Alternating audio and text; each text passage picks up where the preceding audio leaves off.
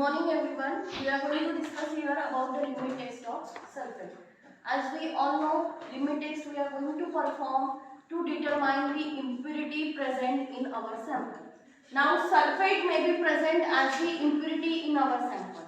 So how we are going to determine that sulphate is present in our sample as an impurity or not?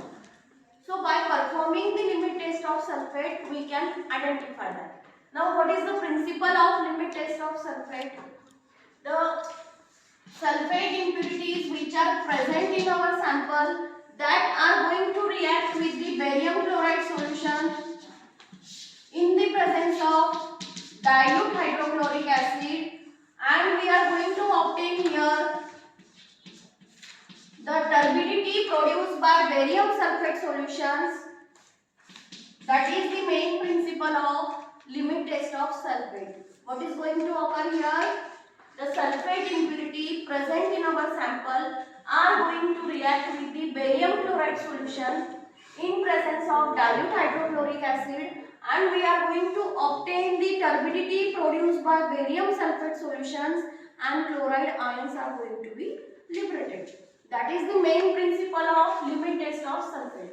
Now in this limit test, we are going to perform this limit test by using barium chloride solution. But according to IP 1985, instead of this barium chloride solution, we are going to use here barium sulphate reagent. In IP 85, barium sulphate reagent is used instead of barium chloride solution.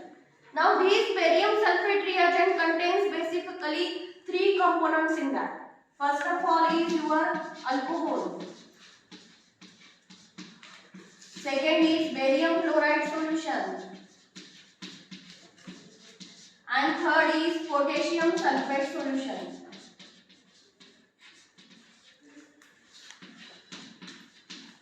Now these three reagents are in barium sulphate reagents. Okay. Now why alcohol is going to use in this?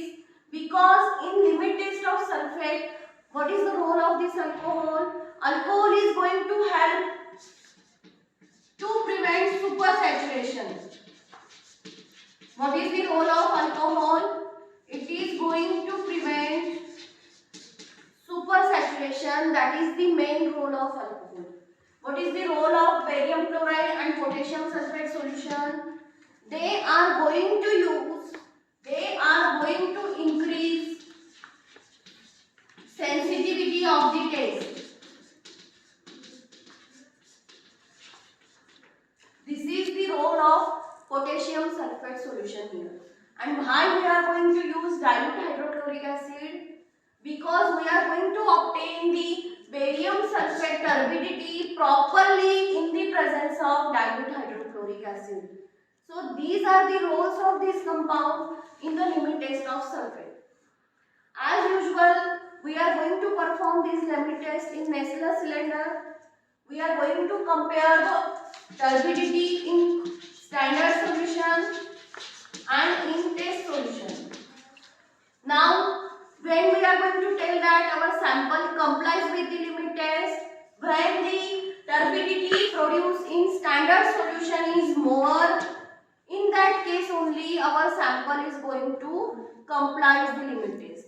And if the turbidity produced in test solution is more, in that case we are going to tell that our sample does not comply with the limit test of sulphate. Okay? Thank you.